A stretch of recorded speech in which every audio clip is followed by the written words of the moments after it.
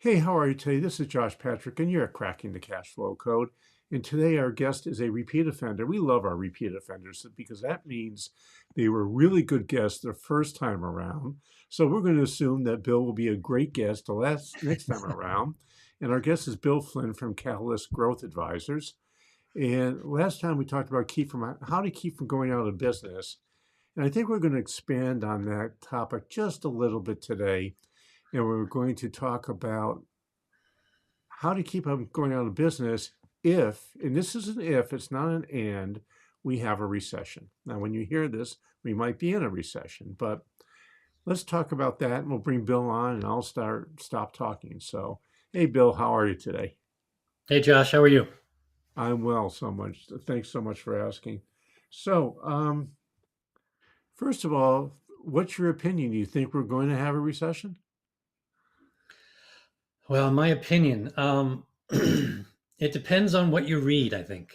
I've been reading a lot about the economy, what's happening, and there's sort of these mixed signals that we're getting, which is there are some that it's a foregone conclusion that we're going to be in a recession, which I believe is two down quarters in a row.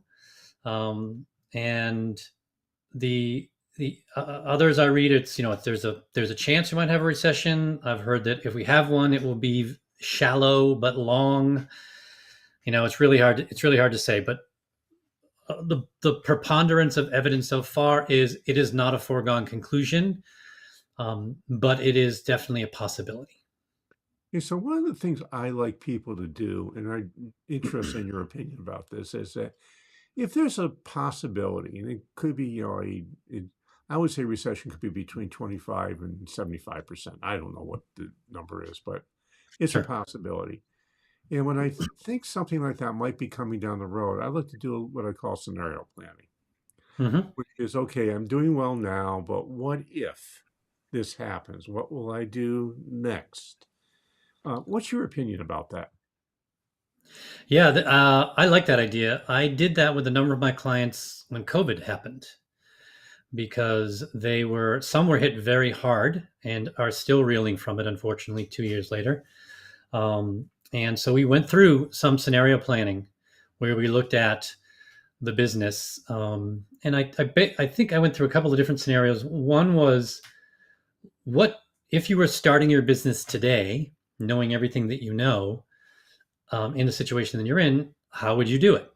And that allowed them to come up with a number of ideas of what they need to do. Because in some cases, many of them were sort of starting their business over again. It just helps to free the mind, and not get stuck in the rut that we typically are in. It's more of the same.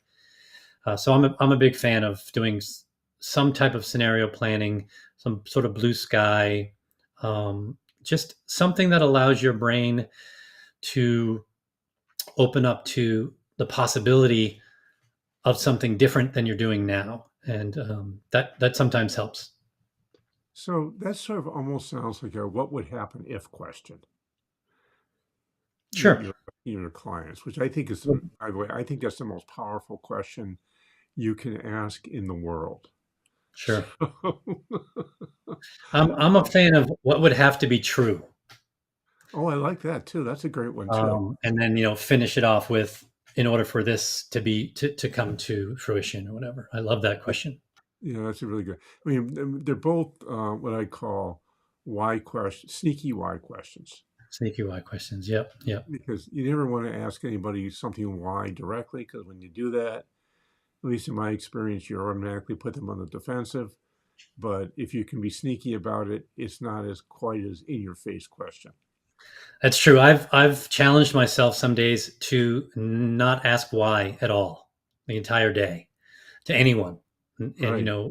but I'm a very curious person and I like to understand the why. I'm a big fan of cause and effect. So trying to come up with different ways to ask a why question without saying the word why, um, is is difficult. I got to say it was very difficult. It is a really good sort of thing to do.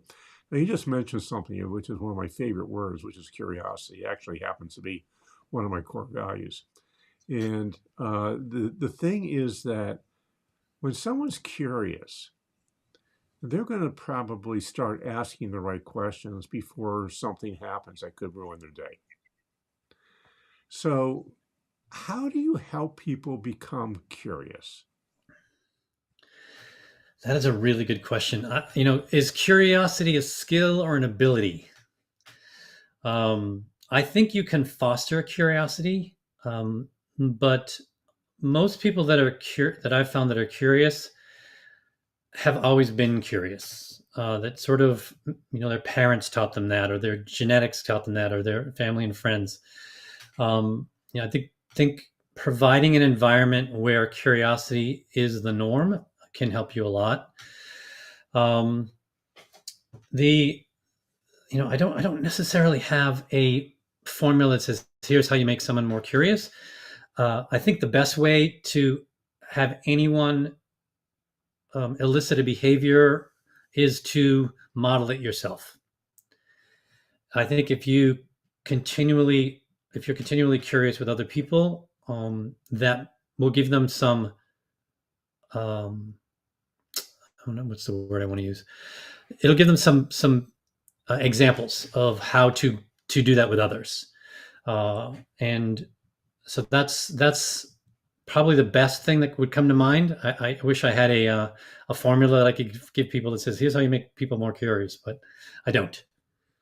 I don't know if anybody does, but Yeah. it's something which I've never seen written about. I mean, there's like 800 zillion books on how to be a good leader and how to communicate well and all that kind of stuff. I've never read anything about saying how do you become curious.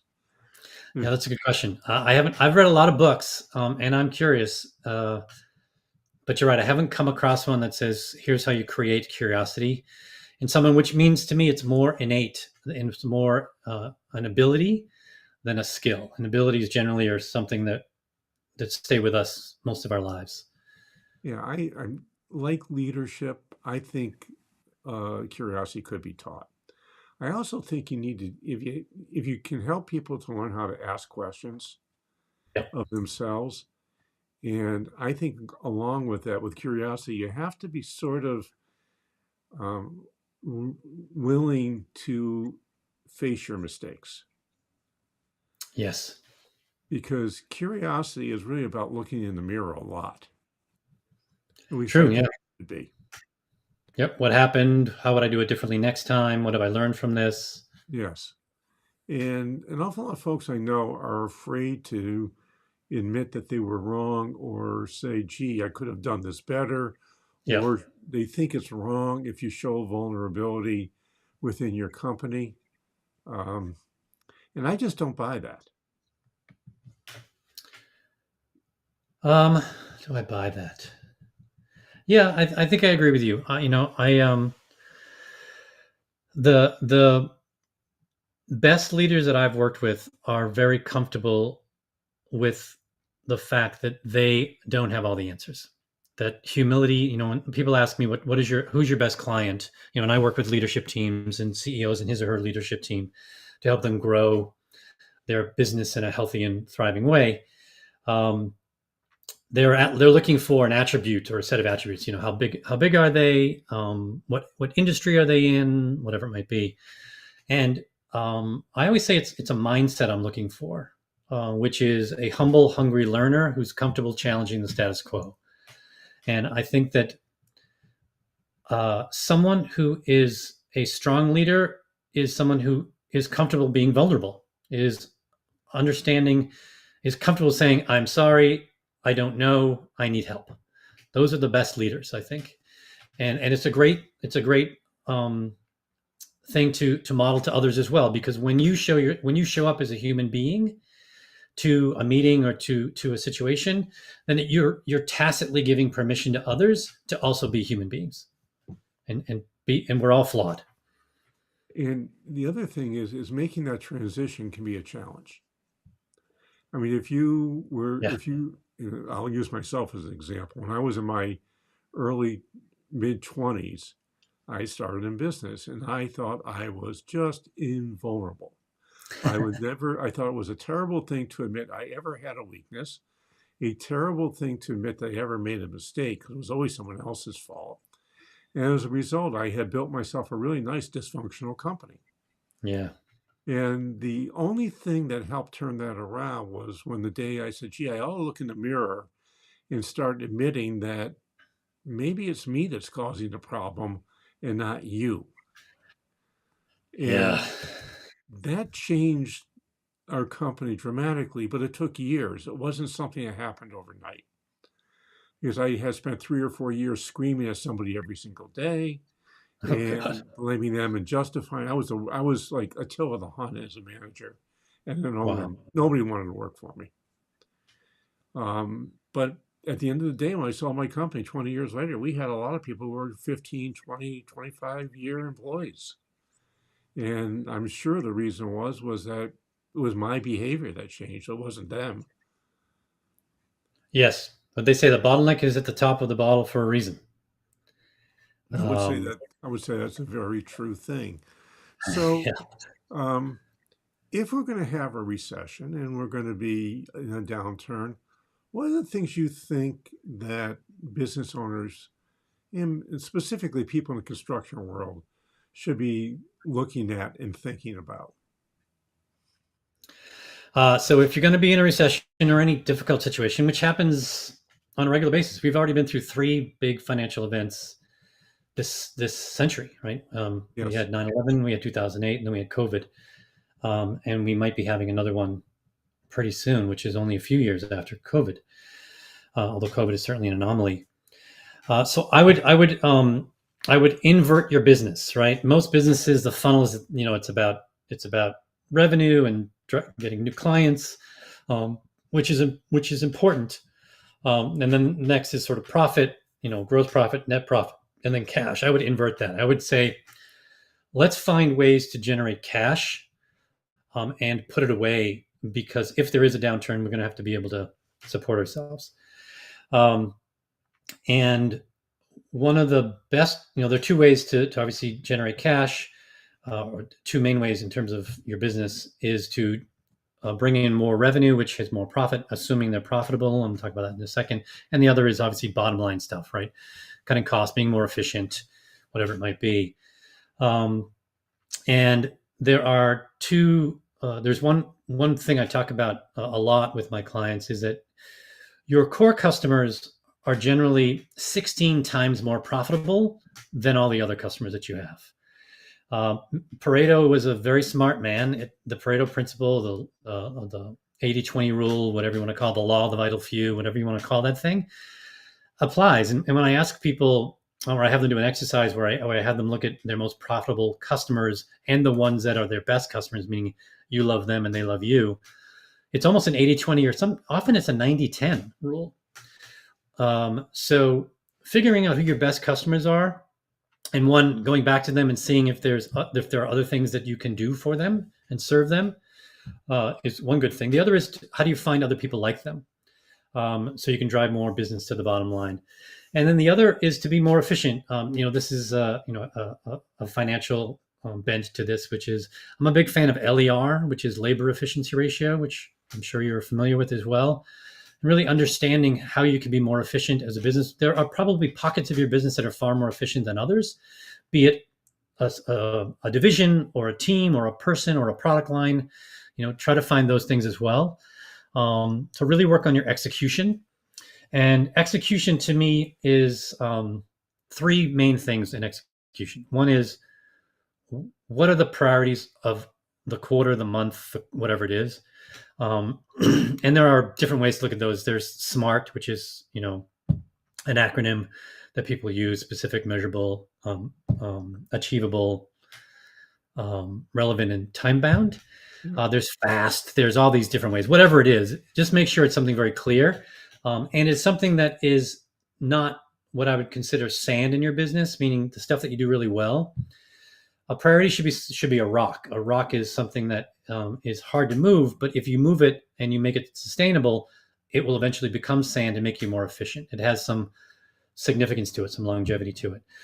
So priorities are certainly important. And I've worked with dozens of clients, and they have a really hard time writing out a good priority. And I'm very much a stickler on that. The next thing is measuring that. How do we know that we actually did it? And then lastly is meetings. We are really bad at meetings. We don't do meetings very well. They should move the company forward. Mostly, they're just a look in the rearview mirror of the company as opposed to moving it forward. So those are the things that I would sort of have them think about. But cash should be a priority. Yeah, I've always been of the opinion that for a private business, profit's not especially important, except that it drives cash. And private companies run on cash. Public companies care about profit because that drives their stock value. But every private business owner I know who's had a good year will sit down their accountant in December and come up with what I call the silly expenses to get a tax deduction because they want to control cash. Yep, Or they sure. should be controlling cash. And I think Yep. you're absolutely correct about that. I think in the construction world, there's two issues that I would love to see people facing. You hit both of them. One is, do you have a sales process that reliably brings customers in and makes you be different than the other folks? And sales is not marketing. Sales is sales. Sales creates customers. Marketing creates awareness, at least in my opinion. And Hmm. the second thing is operational efficiency. And there are methodologies out there which you can adapt from the software world, which have incredible results in the construction world. And that's using agile technologies, otherwise known mostly as Scrum. And Okay. I just have found that people who do that, especially now, if you adopt one of these, Scrum or the theory of constraints, I happen to like Scrum in this particular case more than the theory of constraints, which is Yep. another efficiency methodology, and you can cut your labor costs by 20 to 40%. If you have a downturn, that puts you in a pretty good shape. Yep. And if And we it's don't not have, if, it's when, right? As you know, Josh, it's not if, it's when. We have a downturn on a regular basis. It's just when does it happen? So you should be prepared when, for it. and if we don't have one in the foreseeable future, like in the near future, Yeah. gee, wouldn't it be nice to double your profits? Yeah, I say, you should figure out. I advise a lot of my clients to figure out, depending on their business, but to have a certain amount of money set aside for when something happens, because it will happen, and it's already there, whether it be 6 months of operating, expenses, or whatever it might be, or more. I think Bill Gates had 2 years he thought was efficient for Microsoft. Yeah, he had a lot. I've heard 12 months, could be 2 years. I don't know. You might have changed it, but yes, it was a lot, and they were a big company, so that's a lot of money. Yeah, it's a lot of money, but I agree with you. I think that um, if you have dry powder, otherwise known as cash, Yeah, you don't really care about a recession. Recessions are for other people. right. Yeah. There are lots of businesses that really thrive in a recession. Yes. And in my opinion, they often will. And I think you hit something right on the head. Who is your best customer? And how do you find more like them? Yeah. And there's a thing that, an awful lot of people say, well, I get my business from referral, which happens with almost every Main Street business. That's where your customers come from. Sure. But if you really look at your customer base, it's a very small percentage of people who actually recommend you. Hmm. And we call those connectors. Okay. So I think that you're right on the money to say, who are my best customers and how can we find more of them? I call that cloning your best customer. But Yep. more importantly, especially with the recession, don't waste your time on people who aren't referring. You can Interesting. identify who your ideal customers are who refer, and you can coach them to be even better at it. Very true. Very true. Sometimes you just have to ask them. Yeah. Or Do you know or I anyone? mean, one of the best ways I like doing this is I'm a big fan of what we call a customer advisory board. Hmm. And I want you to have a curmudgeon on that board because that's the only way you get honest feedback.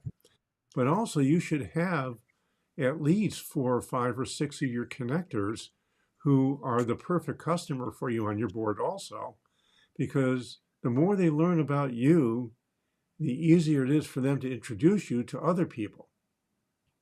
Agreed. Yeah, that's a neat idea. And if there's one thing I know, connectors, people who love to refer, they love to refer. It's not a problem. They don't see it as a challenge. Yeah. Yeah, that's one of the criteria of a one criterion of a core customer, which is someone who loves you, right? Who will recommend you without you asking them, and if you ask them to be a reference, they will do it without hesitation, because they see the value of what you provide, and that's they generally don't ask for a discount. They're probably secretly saying to themselves they would pay more if asked. So yeah, I'm a big fan of that.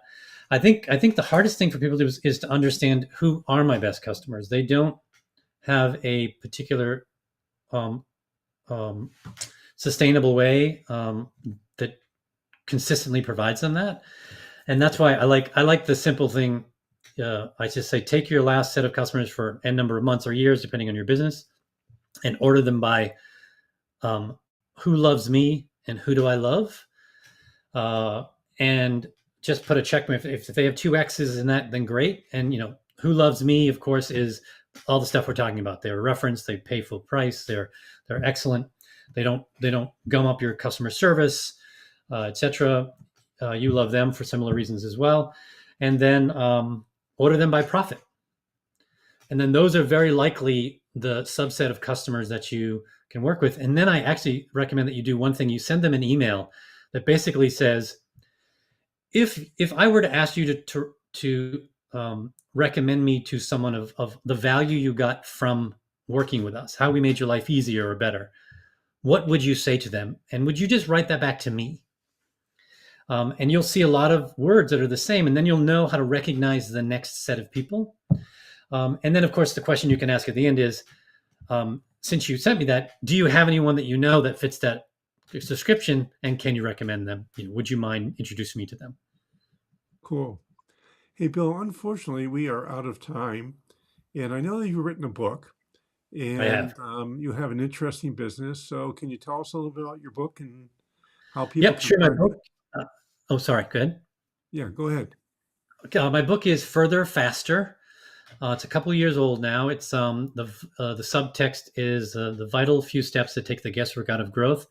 And actually, the thing I just mentioned is in my book. I have a bunch of um, examples and exercises to go through. One of them is the one I just said to you about who loves them, who do you love, and how do you order them by profit.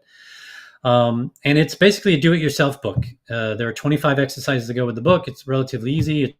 It's audio as well as paperback and Kindle. But I also put it on my site to download for free if you don't want to do the other thing. If you're okay reading a PDF, which most people aren't, but a number of people do.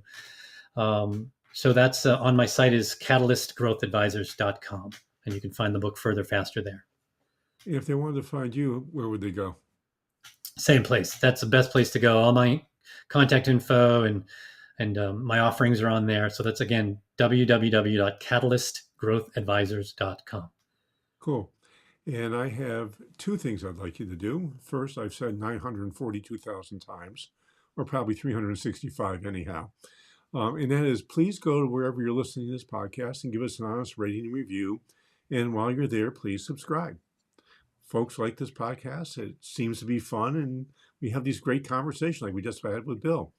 And the second thing is I write a weekly newsletter, and I've been doing this for about 40 years, not weekly, but we started with a mimeograph machine for really old people who know what that is. Wow. Then we put a letter shop in our office. Then we finally went to email. And I've been doing weekly emails for 15 years now. They're kind of what I'm thinking about at that point, which will make your business better and more economically and personally sustainable. It's really easy to get. Just go to www.sustainablebusiness.co/newsletter and give us your first name and email address. And every Tuesday at 9 o'clock East Coast time, you'll see an email arrive in your inbox. So this is Josh Patrick. We're with Bill Flynn. We're at Cracking the Cash Flow Code. Thanks a lot for stopping by. I hope to see you back here really soon.